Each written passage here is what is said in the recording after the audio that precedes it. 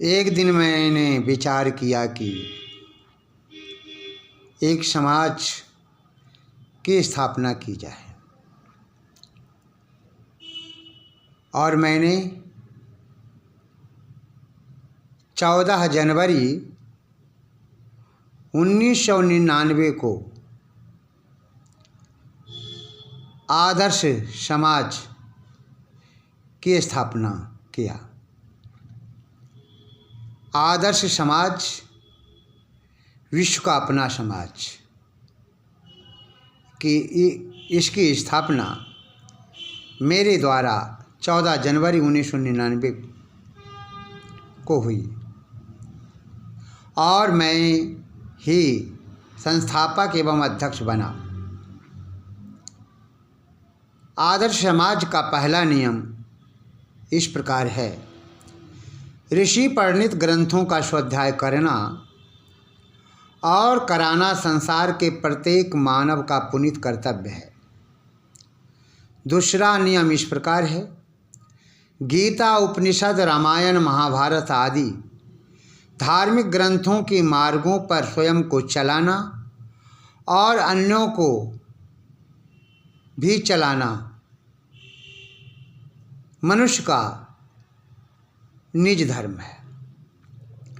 तीसरा नियम इस प्रकार है: आप्त पुरुषों के श्रेष्ठ गुणों को अपने जीवन में धारण कर स्वयं उनके पथ पर चलना और दूसरों को चलाना ही हमारी बुद्धिमत्ता का परिचायक है। चौथा नियम इस प्रकार है: आसन, व्यायाम, प्राणायाम आदि द्वारा संपूर्ण समाज को उत्तम एवं सामाजिक स्वास्थ्य आरोग्यता प्रदान करना। पांचवा नियम इस प्रकार है: संसार के प्रत्येक मानव का यह परम कर्तव्य है कि उसे एकांत में बैठकर सुबह शाम कम से कम 1 घंटा प्रभु का चिंतन एवं अपनी आत्मा का निरीक्षण अवश्य ही करने चाहिए। छठा नियम इस प्रकार है: असहायों, निर्बलों, निर्धनों एवं बेसहारा लड़कियों को सहयोग देकर उसका विवाह संस्कार कराना एवं अनाथ बच्चों के लिए निःशुल्क शिक्षा का प्रबंध करना इस समाज का मुख्य उद्देश्य है। सातवां,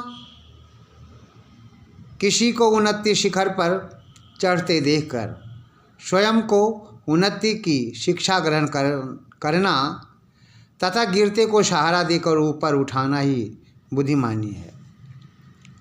आठवां नियम इस प्रकार है: सत्संग एक नाव है। सत्संग एक नाव है जिससे यात्रा करने से मनुष्य दुख रूपी सागर से पार होकर आनंद रूपी किनारे पहुंच जाता है। अतः संत महात्माओं का सत्संग अवश्य ही करना चाहिए। नौवां नियम इस प्रकार है: संसार के प्रत्येक प्राणी को सुबह में उठते समय एवं शाम में सोते समय अपने माता पिता एवं गुरु को प्रणाम करके ही सोना चाहिए। इससे मनुष्य की 4 चीज़ें बढ़ती है: आयु, विद्या, यश और बल।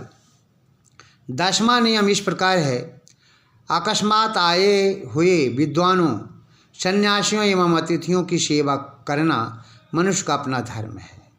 11 नियम इस प्रकार है: ईश्वर भक्ति एक गंगा है जिसमें स्नान करने से प्रत्येक मनुष्य का जीवन सफल हो जाता है। आदर्श समाज के उद्देश्य इस प्रकार हैं: पहला, आदर्श समाज का निर्माण करना। दूसरा, विश्व का कल्याण, समाज एवं राष्ट्र का उत्थान करना। तीसरा, संसार के प्रत्येक बच्चों को सदाचार की शिक्षा देकर उन्हें चरित्रवान बनाकर राष्ट्र का एक आदर्श नागरिक बनाना। चौथा, अपने से बड़ों एवं छोटों का सम्मान करना तथा परस्पर प्रेम से रहना। पाँचवा, मांस, मछली, शराब, सिगरेट, बीड़ी आदि नशीली वस्तुओं का सेवन न करना। छठा, समाज में विश्व बंधुत्व की स्थापना करना। सातवां, समस्त संसार के मानव को एक आदर्श मानव बनाना। आठवां, संसार में फैली विषमताओं को हटाकर एक सभ्य समाज का निर्माण करना। 9वां, संपूर्ण विश्व के प्रत्येक बालकों एवं बालिकाओं को एक आदर्श राष्ट्र नेता और नेत्री का निर्माण करना। इस प्रकार से इसके नियम है और उद्देश्य है।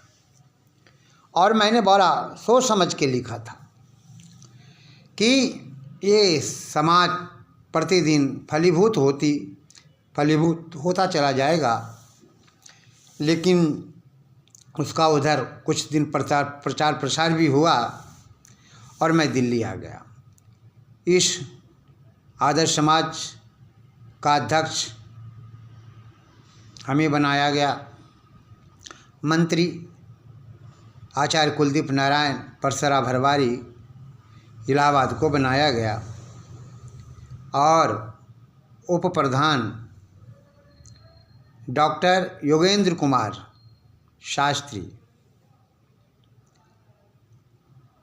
डॉक्टर योगेंद्र कुमार शर्मा, शास्त्री नहीं, डॉक्टर योगेंद्र कुमार शर्मा को बनाया गया। इस प्रकार से अनेक अधिकारी बनाए गए। आज वास्तव में समाज में आदर्श लोगों की आवश्यकता है।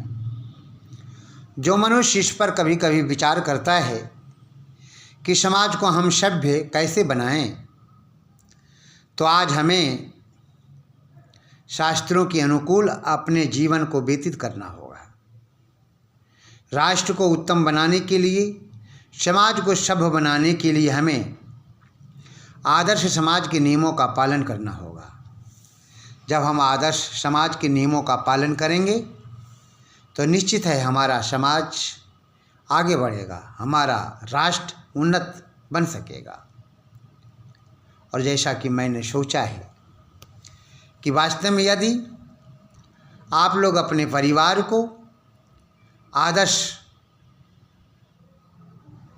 परिवार बनाना चाहते हैं, अपने पुत्र को आदर्श पुत्र बनाना चाहते हैं, अपने पुत्री को आदर्श पुत्री बनाना चाहते हैं, अपने भाई को आदर्श भाई बनाना चाहते हैं, तो फिर आदर्श समाज के नियमों का पालन करिए। और आदर्श समाज के जो नियम है, 11 नियम हैं, मैं समझता हूँ जब इन नियमों का पालन आप करेंगे तो निश्चित है कि आप एक आदर्शवादी मानव बन जाएंगे और एक आदर्श मानव बनकर के समाज को एक अच्छा राह दिखाने का प्रयास करेंगे।